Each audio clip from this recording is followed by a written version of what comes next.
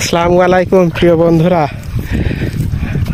আমার এই দেখছো ভাইরা মামারা চাচারা কাজ করছে। আমাদের গ্রাম অঞ্চলের মানুষ এমনই শান্ত সরল, আর এদের জীবন অত্যন্ত মধুর।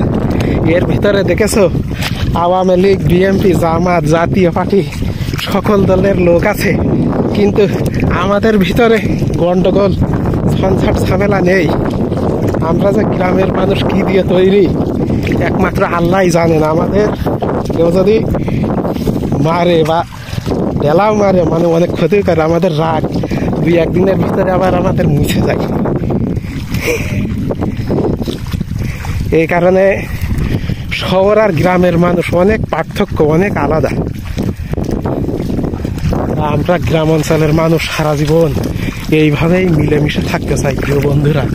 আমরা এই যে রাজনৈতিক দ্বন্দ্ব সংঘাত, এটার ভিতরে আমরা কখনোই জড়াতে চাই না।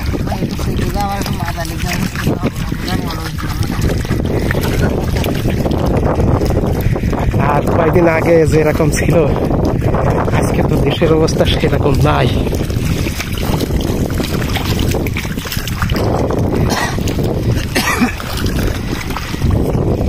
মানে এক সময় দেখতাম প্রধানমন্ত্রী অনেক হাসি খুশি থাকতো, কিছু মানুষ তার নামানোর জন্য কান্নাকাটি করতো।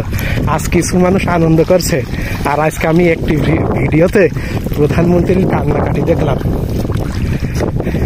আসলে এই পৃথিবী বড় রহস্যময় প্রিয় বন্ধুরা। মানে কারো ক্ষমতা চিরস্থায়ী না, অথবা কেউ যদি রাষ্ট্র ক্ষমতা পায়, দেশের একটি সম্পদও অপচয় করা যাবে না, মানুষের ক্ষতি করা যাবে না। সবাই আমাদের মিলেমিশে থাকতে হবে, কেননা পরকাল আছে, সেখানে সবার হিসাব দিতে হবে।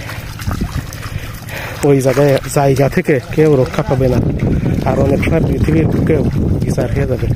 এই কারণে আমরা দেশের সম্পদও নষ্ট করব না, আর কাউকে অন্যায়ভাবে আঘাতও করব না। এক কথায় সবাই মিলেমিশেই থাকবো, কেননা আমাদের দেশ, আমাদের জাতি, আমাদেরই মানুষ।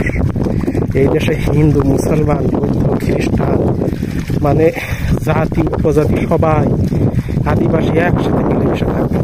আমাদের দেশ, আমাদের আমাদেরকেই গড়তে হবে। আমরা কারোর সাথে মানে হিংসা, বিদ্বেষ, মনোমালিন্য রাখবো না। আল্লাহ হাফেজ।